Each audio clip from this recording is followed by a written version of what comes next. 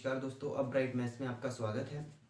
तो ये वीडियो हमारी लास्ट रहेगी जो कि डिस्काउंट से रिलेटेड रहेगी। ठीक है, जितने भी क्वेश्चन आपके डिस्काउंट से बेस होते हैं वो कंप्लीट हम इसमें करेंगे और नई तरीके से करेंगे। ठीक है, तो सबसे पहले हम देख लेते हैं एक छोटी सी बात, उसके बाद हम क्वेश्चन शुरू करेंगे डायरेक्ट।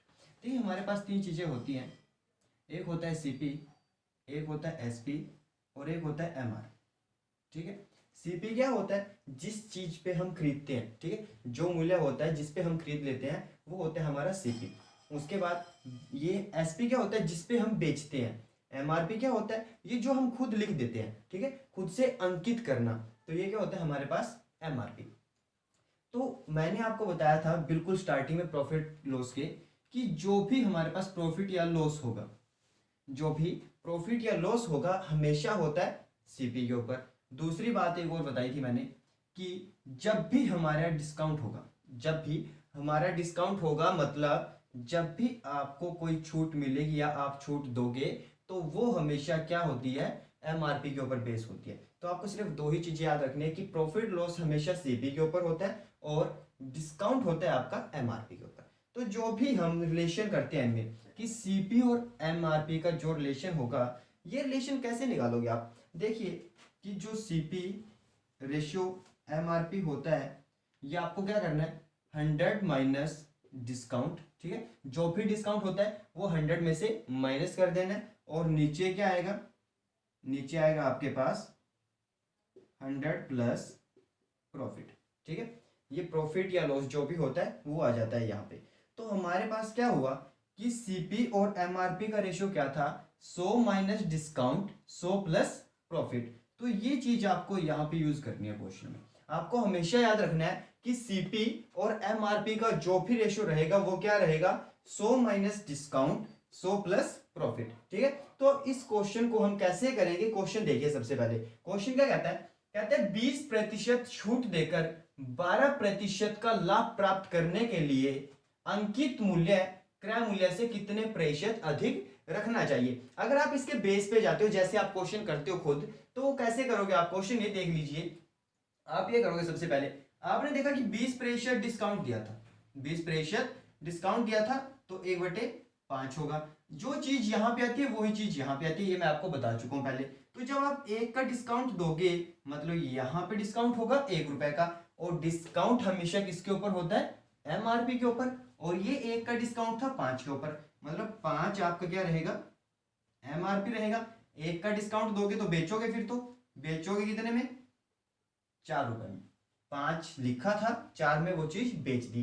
फिर सेकंड कहता है वो 12% का लाभ, 12% का लाभ। अब 12% क्या होता है? 12/100, 4 दिए 12, 4 से 25, यही चीज होगी।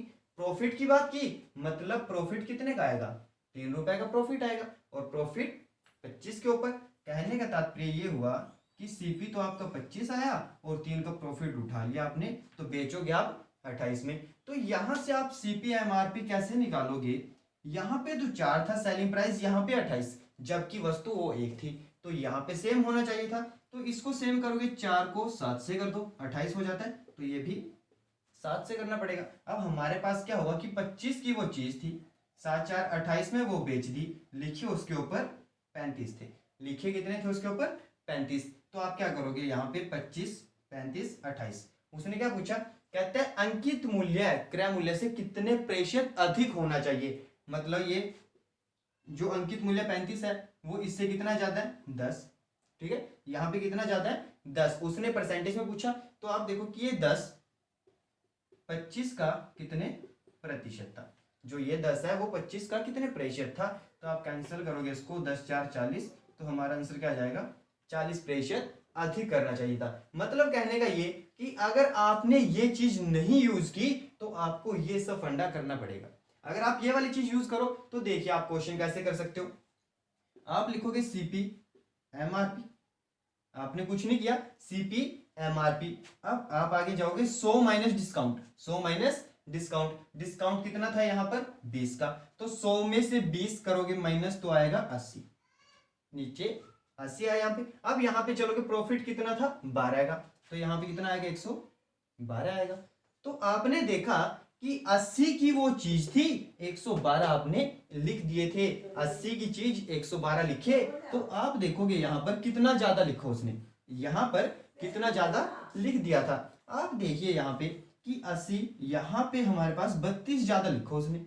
32 ज्यादा लिखना पड़ेगा, क्यों? क्योंकि 80 की थी चीज, परंतु उसने परसेंटेज में पूछा, तो आपको कुछ नहीं करना, आपको इतनी सी बात करनी थी कि 32 80 का कितने प्रतिशत था। 32 80 का कितने प्रतिशत था। तो आपने क्या किया, जीरो के साथ जीरो कैंसिल की, 8 4 32 और 10 4 40% आपका आंसर आ जाएगा। ठीक है, तो इस तरीके से आप ये वाली चीज बहुत आसानी से कर सकते हो। अगर आपको ऐसे करना है क्वेश्चन, तो देख सकते हो आपकी कितना लेंथी हो जाएगा। चलिए दोस्तों, एक और क्वेश्चन उठा लेते हैं, ऐसे ही क्वेश्चन करते हैं। देखिए यहीं पे कर देते हैं इसको।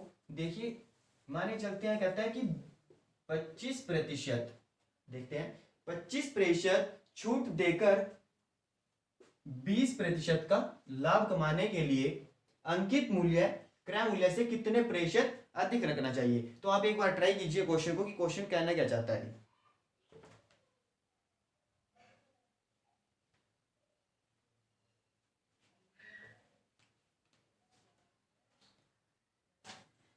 क्वेश्चन में कुछ नहीं करना, आपको क्या करना है, सिर्फ सीपी एमआरपी और आगे 100 में से 25 माइनस करोगे तो 75, आगे यहाँ पे 20% का लाभ, मतलब 100 में प्लस करना है तो 120 आ जाएगा। ये वाली चीज बनी। उसने क्या कहा, कितने प्रतिशत अधिक अंकित करें। 75 की चीज आपने क्या लिख दिया, उसके ऊपर 120 लिख दिया, मतलब कितना, 45 ज्यादा लिख दिया आपने। ठीक है, आपने क्या किया, 45 ज्यादा लिख दिया। तो आपको कुछ नहीं करना था, आपको सिर्फ इतना ही देखना था कि ये जो 45 ज्यादा लिखा, ये 75 का कितने प्रतिशत था। ठीक है, तो 45 75 का कितने प्रतिशत था। आप देखोगे, सोचोगे आप कि हम ये 75 पे क्यों लेते हैं, क्योंकि उसने स्पेशल पूछा है कि क्रय मूल्य से कितने प्रतिशत अधिक है। तो क्रय मूल्य 75 था, इसलिए हम 75 के ऊपर उठाते हैं। आगे कैंसिल करोगे, 15 3 45, 15 5 75 और 3/5, 3/5 क्या होता है, 60%। अगर ऐसे नहीं याद आपको तो कैंसिल कर लो, 5 से कैंसिल करोगे 20 और 20 दिए 60, तो कितने प्रतिशत अधिक लिखना पड़ेगा, 60% अधिक लिखना पड़ेगा आपको। एक और ऐसा ही क्वेश्चन कर लेते हैं। देखिए दोस्तों क्या करेंगे हम क्वेश्चन में।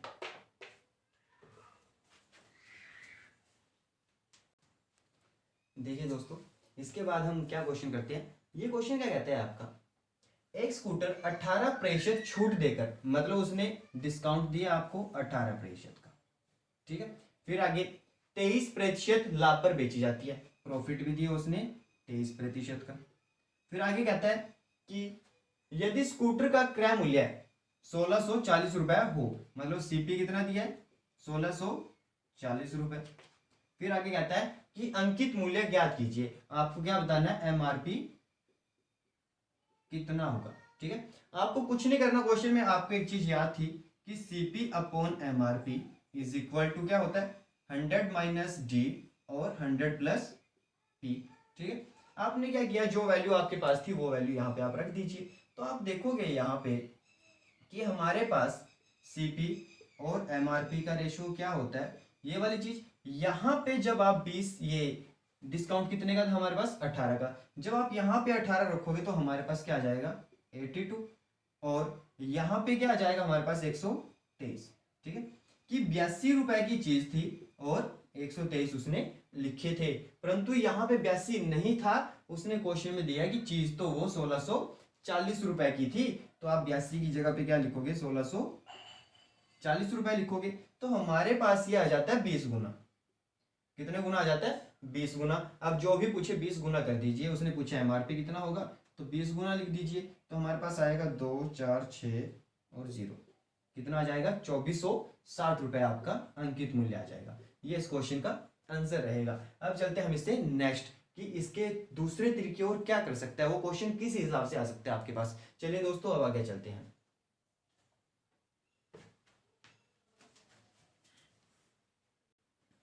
चलिए दोस्तों, अब हम चलते थोड़ा इस वाले क्वेश्चन पे। इस क्वेश्चन में क्या कहता है, आप ध्यान से देखते रहिए। क्या कहता है कि एक वस्तु का अंकित मूल्य क्रय मूल्य से 20% अधिक लिखा गया। ठीक है, कि जो अंकित मूल्य था जो एमआरपी था वो क्रय मूल्य से मतलब सीपी से 20% अधिक लिखा गया था।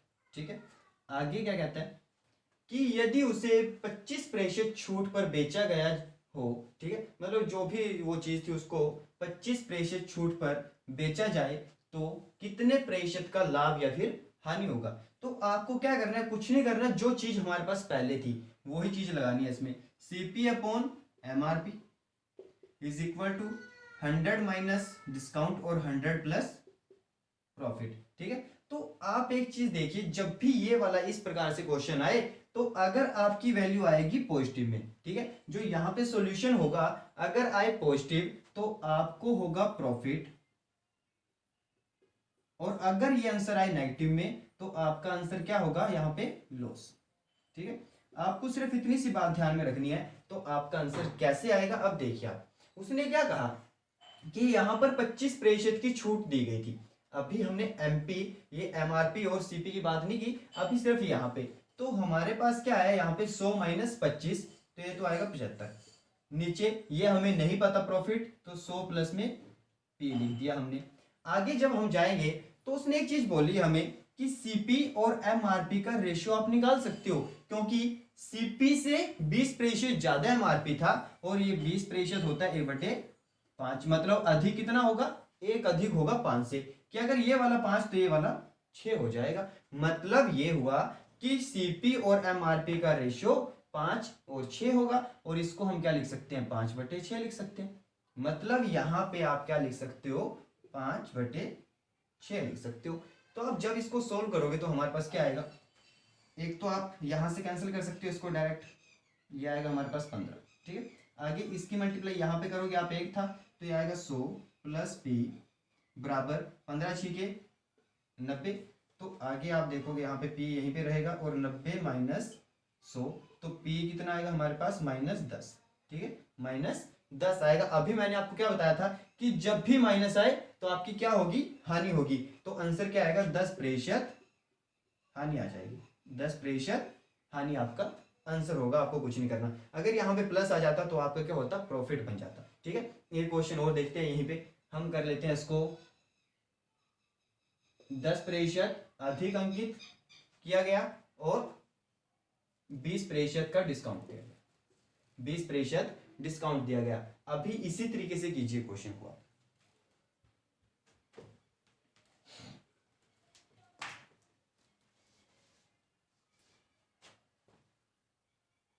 अब की बार सीपी और एमआरपी का रेशियो कितना आएगा, आप ये देखिए। सबसे पहले उसने क्या कहा कि अंकित मूल्य क्रय मूल्य से 10% ज्यादा है। अब 10% ज्यादा होने का मतलब 10 से 11, मतलब सीपी तो आपका रहेगा 10, एमआरपी कितना होगा, 11 हो जाएगा। तो आप यहाँ पे जो वैल्यू पुट करोगे, देखिए 20% छूट मतलब 100 में से 20, तो ये आएगा 80। नीचे कितना आएगा, 100 प्लस पी। आगे इनका रेशियो क्या था, 10 और ये 11 का था जो हमने अभी निकाला था। कैंसिल करोगे जीरो के साथ, जीरो कैंसिल हुई। अब क्या करोगे, इसमें से ये 100 प्लस में पी इसके साथ मल्टीप्लाई की, इसके साथ करोगे तो 88 आएगा। आगे पी बराबर 88 माइनस 100, तो यहाँ पे पी की वैल्यू आई -12। और जब माइनस में आंसर आ जाए तो आपको क्या करना है, हानि आएगी। तो अब की बार क्या होगा, 12% की हानि आ जाएगी। आंसर कितना होगा, 12% हानि आ जाएगी आपकी। ठीक है, तो ये था आपका 5th क्वेश्चन। एक क्वेश्चन और ऐसे ही चाहे उठा लो आप, तब भी आंसर ऐसे ही निकाल सकते हो आप। मान के चलते हैं कि हमारे पास कहते हैं 30% अधिक लिखा गया और 20% की छूट दी गई। तो आपको बताना है कि अब की बार प्रॉफिट होगा या फिर लॉस होगा। तो आप देखिए क्वेश्चन,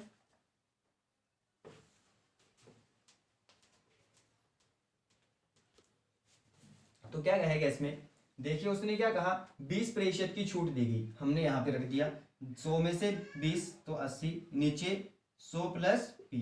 ठीक है, अब भी सीपी और एमआरपी का रेशियो निकालना है। तो 30% अधिक था, अब 30% हमारे पास होता है 3/10। ठीक है, उसने अधिक की बात की, मतलब 30 अधिक तो 3 अधिक आएगा। अब 3 अधिक होगा एमआरपी तो कितना आ जाएगा, 13। ठीक है, मतलब 10 तो हमारे पास सीपी रहेगा, एमआरपी आएगा 13। तो सीपी की जगह पे हम रखेंगे 10 और एमआरपी की जगह पे रखेंगे 13। तो यहां से फिर जीरो के साथ जीरो कैंसिल हुई। ठीक है, तो आप क्या करोगे इसमें आपको कुछ भी नहीं करना क्वेश्चन में। वही सेम चीज रखनी है आपको, इसको इसके साथ कर दो, इसको इसके साथ कर देना है, ठीक है। तो हम क्या करेंगे, यहाँ पे रखिए इसको 100 प्लस p, अब आप इसकी मल्टीप्लाई इसके साथ करोगे, 8 3 24, ठीक है, और ये हमारे पास आएगा 2 8 ये कम 8 और 2 10। तो आपने देखा कि यहाँ पे ये वाली चीज आई। अब आप देखोगे p बराबर 104 माइनस 100, ठीक है, तो p कितना रहेगा हमारे पास 4। अब की बार प्लस में था तो क्या आएगा हमारे पास 4% का लाभ होगा। अब की बार क्या होगा, 4% का लाभ आ जाएगा आपके पास। तो दोस्तों इस प्रकार से आपको ये वाले क्वेश्चन करने हैं। तो आज की क्लास में आपके लिए 6 क्वेश्चन और इसके साथ ही आपका प्रॉफिट लॉस कंप्लीट हो जाता है। तो जिन्होंने नहीं किया वो बच्चे स्टार्टिंग से करें, और जिन्होंने नहीं परसेंटेज की तो परसेंटेज भी आप देख सकते हो। इसके बाद हम करते हैं अपना शुरू, जो हमारे पास बनते हैं ब्याज वाले क्वेश्चन, तो हम शुरू करेंगे वो। ठीक है दोस्तों, धन्यवाद।